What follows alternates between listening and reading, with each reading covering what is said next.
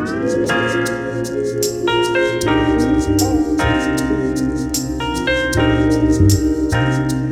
guys, welcome back to another video and welcome back to another pregnancy update video. So I was just watching my last pregnancy update video that has not been posted yet because everything is still quite a secret, and it is amazing how much you can tell that I do not feel well in those last couple pregnancy update videos. I feel much better now. So this pregnancy update video is for weeks 8 through 12. Instead of doing 2 videos in this section, I just decided to do one because there hasn't been much change throughout this last month. But I feel a lot better. So in the previous video, weeks 6 through 8, is that right? Weeks 7 and 8. So 6 through 8. Now I'm doing 8 through 12. It's easier to think about it that way. I have completely lost the morning sickness. So at the end of that last update video, in the beginning of this section, weeks 8 through 12, I was slowly starting to transition from ill all the time to feeling much better. So I'm completely through that now, and thank goodness, because that was rough. Very, very rough. Now I only randomly have, some nausea issues in these last 4 weeks, weeks 8 through 12. Just randomly, like if I eat something too greasy, or if I eat too much, or if I eat too late or something. Other than that, it's not because of the morning sickness. So that's great. I have not had many food aversions at all, really. Nothing to speak of. I have had cravings, but it's not like, oh my goodness, I'm craving pickles, I want pickles right now. It's more like I see something, and maybe this is what a craving is. I'll see something on TV, or I'll see something in a video, and I'm like, oh my gosh, that looks so good, and then the next night we're having it for supper. You know what I mean? Like, for example, my cousin's husband had a chili dog on vacation. It looked so stinking good. And that's all I could think about was having a chili dog. We didn't have any chili dogs, didn't have any chili, didn't have any hot dogs, and I had to wait a couple days before I could get somewhere. We live clear out in the country, and it's not just simple to go to the store. So finally, I was able to get some hot dogs and some chili, and we had some chili dogs. They sound good right now. Now I'm gonna start talking myself back into wanting them. But what else? There was a couple other things that I had seen and then had to have. So it's not like I come up with it on my own. I see something and it looks good, and then I kind of get it in my mind, and until I eat it, I can't get it out of my mind. Once I eat it, then I can kind of move past it and get over it. But if you see this, see how my wall goes from like white to blue? Maybe I should have picked a better spot to tape this or film this video. But we just had a wall taken out right there, and so that was like replastered and retextured, and so now everything needs to be painted. Sorry about that. I just realized that. I'll just roll with it. But anyway, so no real food aversions for these last 4 weeks. I am so thankful for that. I could still be sick. A lot of women are. A lot of women are sick all the way up until their second trimester. And can you hear my rooster? I think he can hear me. That's usually what happens, is if he's outside and he can hear me talking, he starts going. He's telling me to get out there and feed his hens something. Give him a treat.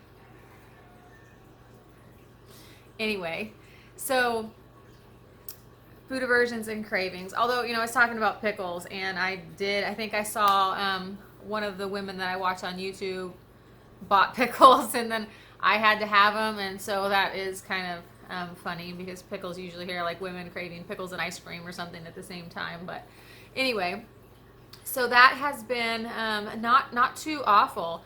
I have been able to start eating vegetables more now. However, I'm not back to a completely healthy diet, and that bothers me, and I'm really trying to do better about that because I've been eating more junk food during pregnancy than I ever did before. You know, this is the most important time to be eating better, but it's just so hard when like your body is going through all these changes and like it wants what it wants, and it's hard to say no. I'm sorry you want a cheeseburger. You're going to eat a grilled chicken breast with some steamed vegetables. You know what I mean? So I'm trying to get better about that. I am, however, getting more vegetables in the diet, and fruit. I generally eat an apple a day, so that's good, I suppose. I'm at least getting something in. But I am starting to eat a little less. I don't have to eat every hour or two to keep the morning sickness subsided. So that helps too with, my weight gain and everything else. I have gained so I am 12 weeks now. So in the last 3 months, I've gained 10 pounds. And that's fine. However, I really need to slow it up here because, 20 pounds is sort of what you're supposed to shoot for a no less than 20 pounds. No less than gaining 20 pounds during your pregnancy is something that women shoot for, and I know that it's absolutely difficult. Like if I've gained 10 pounds already, my baby's only the size of like a plum, I think now at this point. A plum doesn't weigh 10 pounds, okay? So we need to scale it back a little bit here and start eating healthier, not only for myself but for the baby in my belly. So we're working on it. As far as exercise goes, I have been able to exercise more now. Not nearly as much as I should, but like, for example, after this, I'm going to go for a run. I did have another doctor's appointment in this 4 weeks that I am giving you an update on. And I had originally asked her about exercising, and she's like, yeah, you're fine, you're fit, you're used to it, keep doing what you're doing, it's fine. Well, I asked her this time, I thought I was in a lot better shape than I am. So once I got through, that 6 weeks of awful morning sickness and was starting to exercise again, I really didn't do anything physical during that sick time. But I was struggling, felt like I was starting from scratch, which is fine. But I didn't know how hard I could push it and be safe for everyone. So I talked to her about that, and she said, no, it's because, your body's changing so much. Your lung capacity is smaller. Your heart rate is a little higher to begin with. It's just all in all more difficult for you to do this work. So she explained to me that anything was fine as long as I keep my heart rate below 175. So I was like looking at my fitness watch, and looking at my runs that I had done before that, and I approached that number. Like 174 was where my heart rate peaked. So I just need to watch that, and when I get up to that number, start walking for a while, let my heart rate come back down, and then I could start running again. So that was good to hear that it's not just that I'm completely out of shape and can't do anything physical. It's that, my body's changing so much, and I'm, just have to work a lot harder to do what I had normally been able to do easier.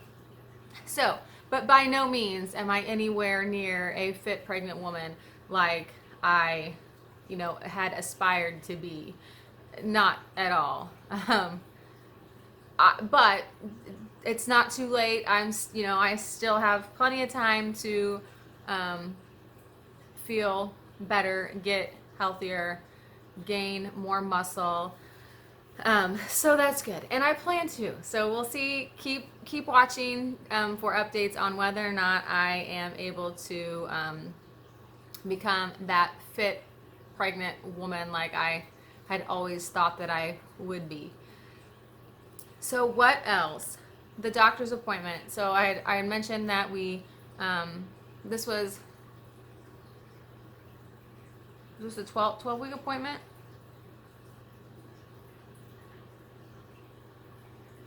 10-week appointment. No, 12-week appointment. And my husband went with me, and I thought that we weren't really going to do anything new. It was just a checkup. So when you are in advanced maternal age, you have to go to the doctor once a month. I'm not sure how that differs from someone who's under 35. If anybody knows that answer, comment below. If you're under 35, do you still have to visit your OB once a month in the beginning? Because I know that she did say, and then once I get to a certain spot, I'll need to visit her once every 2 weeks. So let me know in the comments below. Is that the same for younger than 35 as it is for over 35 or not? But so this is for my 12-week appointment, and this may be the same early on with everyone. But I almost told my husband not to come because he has a busy job, and it's sometimes a lot for him to take, time off, and it has to be scheduled pretty well, and things come up and whatever. So I thought that this would be, if he's going to miss one, this might be one that he could miss. And I'm so glad he didn't, because I just wasn't aware. I've stopped reading the books, and I've stopped really paying too much attention because I was starting to kind of freak myself out. Those books are great, but not if you, not if it's your first child and you're over 35 and you have a tendency to worry about things. Because I was starting to, I was reading all of the things that could go wrong. And anyway, the books aren't for me to read every week. And I just put them on the bookshelf and stopped reading them because they were making me worry a lot more than I probably should. So anyway, I was so glad that he came to the doctor's appointment, because we did not have an ultrasound. We don't have an ultrasound at 12 weeks, but she used the little Doppler to hear the baby's heartbeat, and she found it right away. And so that was pretty amazing. It was like immediately started crying and was like, okay, I'm sorry. It's really happy tears. I'm really emotional. But anyway, so everything was fine. I was able to ask a lot of questions and get a lot of questions answered, and we got to hear the heartbeat, and it was pretty quick, and did some blood work. So at the 12-week appointment, we did all of the blood work, all of the important blood work. So again, advanced maternal age, there's a lot of other things that you get done to check for healthy pregnancy. So we did all of that, and then that was it. So I have another appointment. They're going to call me in a couple of weeks. It'll take 10 days or so to get all of those results back. I will also know the gender at that point, because your baby's blood is in your blood. So when you do those blood draws, they can check the DNA. That's what a lot of these tests are, checking different parts of the DNA for different things. But I will know the gender. So soon I think I'm going to do a gender myth video and test all these wives' tales to see how it ends up, and then we can see what the actual gender of the baby is, and see how accurate those wives' tales are. My husband votes girl all the way, 100%. He has me kind of convinced, so we'll see. But so stay tuned for that in a future video. Anyway, moving on. What was I talking about? Oh, so we'll find that out in a few days. So that will be in my next pregnancy update video. But everything was fine, and we got to hear the heartbeat, and I didn't know. So that sort of leads me into my hormones and how those have been affected these 4 weeks. I definitely am extremely emotional. I'm very sensitive. I can't help it. I just am. I cried when I heard the heartbeat, and I'm generally not a crier. I mean, at weddings I am for sure, or movies that have anything to do with animals. I am a crier, but just that's about it. But I'm a crier now, which is interesting. So very emotional. Definitely have some hormones surging, that's for sure. But we're rolling with it. When my coworkers find out, they're gonna be like, okay, that makes more sense. But the other thing is, pause the video or fast forward if you don't want to listen to too much information for the next minute or so. But my boobs are huge, and they still hurt. They've hurt for the last 6 weeks. Very uncomfortable. Like, I have completely abandoned normal bras. I have completely also abandoned jeans. So only stretchy stuff I wear. I can only wear stretchy stuff, and then loose fitting stuff. That's the only thing that is comfortable to me. So if anybody's paying attention, they have to know. Again, haven't told anyone. No one knows. Only my husband and I and the doctors. So and I explained that a little bit in some of the previous videos that I'll link below, but as to why we're waiting as long as we're waiting, to the point where we know there's a very small chance of anything going wrong. So we still have a couple more weeks. We are going to divulge the secrets on Mother's Day. So come on, Mother's Day. It's only a couple more weeks. 3 more weeks. So hopefully these next few weeks go quick, because I am ready to tell the family and not hide or lie. I feel like I'm lying anymore. And then it'll be interesting to see who knows, or who is suspecting this, who's suspecting that I'm pregnant. We'll find out soon. But what else? So work. I had mentioned before that I work in the office some, but then I also work out in the field some. I work on a boat, and I work on water a lot, and it can be physically demanding sometimes.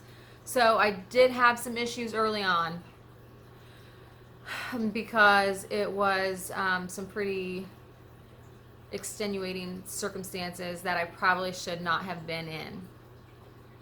And then after, I spoke to the doctor about it too, and I should not have been in that situation. I should have made up some excuse and gone back to, I work in a man's field too, so it's difficult, but I should have said, I need to go back to the boat ramp. I need to go. And I didn't, and I should have, because it could have been really bad. Anyway, but things have gotten better since then, and it feels good to get out and do some physical stuff and get some exercise in, even though I'm quite exhausted when I come home. I'm not as exhausted as I have been in the past, but I still get pretty tired, and I still hit that wall to where I get to that point, and then I have to, I'm done. I can't do any more. I start to feel sick. I start to, I'm done. I have to go to bed. But I've been rambling on now for 20 minutes, so let me step back here and I'll show you the baby bump at 12 weeks. All right, so here is the baby bump at 12 weeks. It's definitely more prominent. I kind of look like I ate too much, or I have been eating too much, but at this point, the baby has moved from more down here up to here. So we need to be able to tell people, because they're gonna know soon enough. But yeah, so there's my 12-week baby bump. I still kind of look like I just have a food baby, but it's not going to be long before I can't use that excuse anymore. But as the day goes on, it's pretty early in the morning now, so I'm not as bloated, but as the day goes on, I get much more bloated, like much more bloated. So it's crazy how from morning to night it's so much different. But so there it is. So thank you so much for watching. Please hit the like and subscribe buttons if you enjoy this video. Don't forget to follow me over on Instagram at Nerissa Nicole, Nicole with a K. And soon I will be posting these videos. I'm recording them and not posting them, but I'll be posting them soon when my family knows.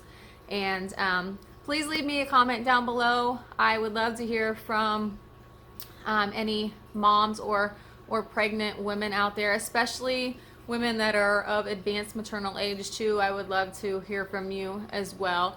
And again, I hope these videos help anyone who is expecting or who is planning to get pregnant sort of just hear other women's stories and how they are navigating through pregnancy, because I love to watch them. And again, I like to make videos that I like to watch, basically. So I hope this is helpful, and I will see you in my next video. Bye.